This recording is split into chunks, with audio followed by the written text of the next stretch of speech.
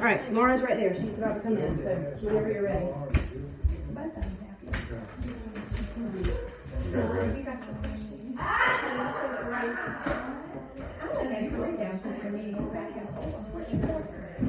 Okay, come on in, Julia. 15, 8, 3. I like the chandelier. And I like the Wolfpack Red. Oh, yeah. I know. We look like we're the admissions committee. I don't mind. My mom was a state. I'm a fan. Okay, good. But I know you're more of a William Peace girl, Yeah, right? I'm a pacer. Yes. So that's not too far down the road. Not at all. Okay, let's get started. To begin with, let me ask you, what are 3 qualities that will distinguish you from the other contestants and make you the best choice for Miss North Carolina? I think one thing about me is that I'm super relatable. I've honestly gotten along with people from all walks of life. I am also dyslexic, which makes me a little bit different from people, but also it makes me more empathetic. It's one of the qualities of someone with dyslexia because we actually use the right side of our brain more than the left, which gives us different qualities than other people normally. I'm also super creative, so I come up with like fun ways to do fundraisers or just to do service projects. Okay, thank you. What would you say one social or political issue is of the most concern to you and why? I think right now cancel culture is a super big issue. People are just canceling people right and left. And I'm like, we can't keep doing this. Just because we don't agree with somebody does not mean we need to cancel them. Thank you. That's good. That's absolutely. Okay, what, other than a family member, what female do you most admire and why? Probably Jennifer Aniston. I really look up to her because she is also somebody who is dyslexic and she is a working actress. I've always looked up to her. Like, she's been on Friends, she's been in so many movies. She's truly wonderful, and I also relate to her story. I remember there was a time like when she did not get along with her mom very well, and because she didn't know what was wrong and that she had dyslexia. And I really relate to that because I also didn't know what was wrong and that I had dyslexia, and that caused some like strife in my family. But both of us figured it out, and we're both following our dreams of acting. Oh, That's great. I didn't realize that.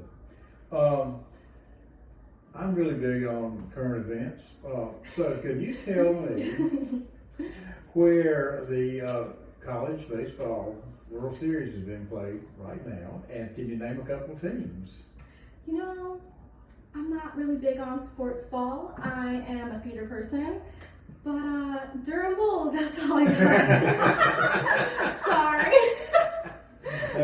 Okay. Well, tell her the answer so she Well, the knows. answer is Omaha, Okay. Nebraska, and NC State Nebraska. happens to be there, Oh! along with Virginia and Mississippi State, Texas.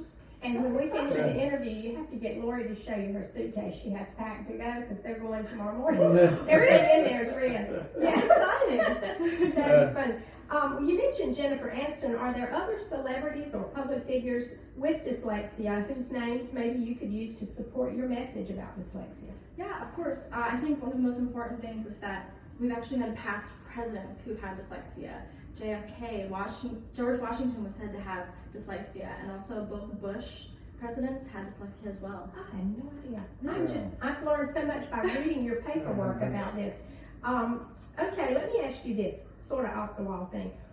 In today's society where things have changed so much in the world, just really for women, and so many more opportunities than my generation had, what relevance do pageants such as Miss North Carolina have for today's modern woman? They have so much relevance. We are the leading, scholarship fund for women out there, which is like amazing. Like, we're getting so much scholarship. I've made over $9,000 in scholarship through this.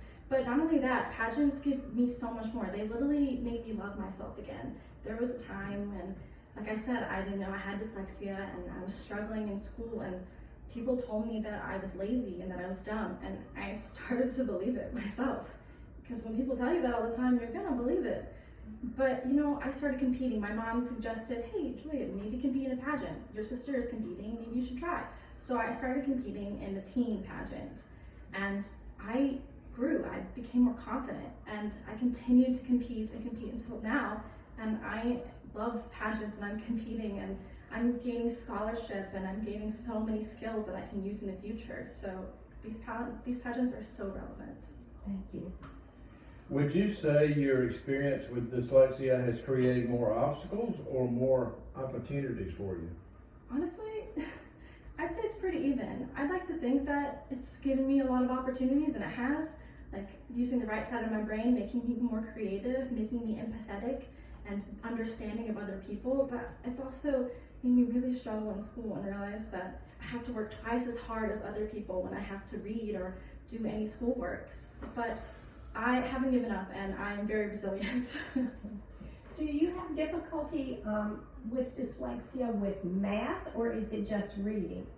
So reading is mostly where I have issues with. I'm actually pretty good at math. I'm pretty good at algebra.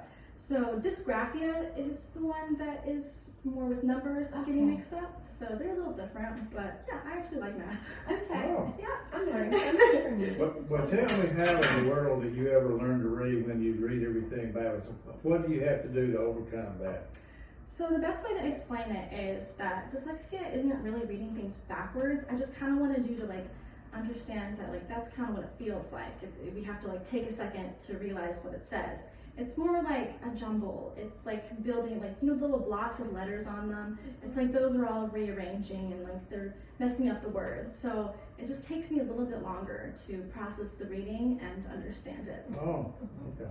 Well, with your aspiring career as an actress and perhaps a vocalist and an actress on Broadway, I hope you do this really fast while I'm still young enough to go to New York and see you, by the way. Mm-hmm.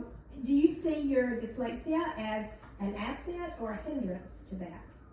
You know, when I have to learn dance moves really quickly, like a call, sometimes it can get in the way because I mix up my lefts and my rights every so often. And also when I have to do like cold readings, like they'll give me a script and I have to read it on site. That also sometimes is a little struggle, but I always let them know, hey, directors, just so you know, I have dyslexia, so I can memorize this and I can learn it much better, but I am not good at reading it on site. So I always let them know. But like I said, dyslexia, my brain is filled with ideas and creativity, which I'm thankful for. Yes. What would you say your biggest regret is? My biggest regret, I don't know. It's a tough one. I try to be tough.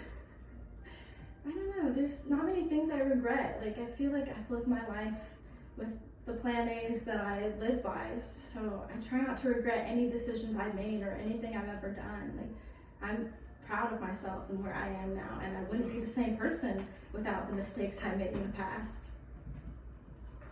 Very good. Okay, since you've competed in Miss North Carolina before, several times I understand, Yes. what about that experience, this is 3 parts, Okay. has benefited you the most, has surprised you the most, and has disappointed you the most?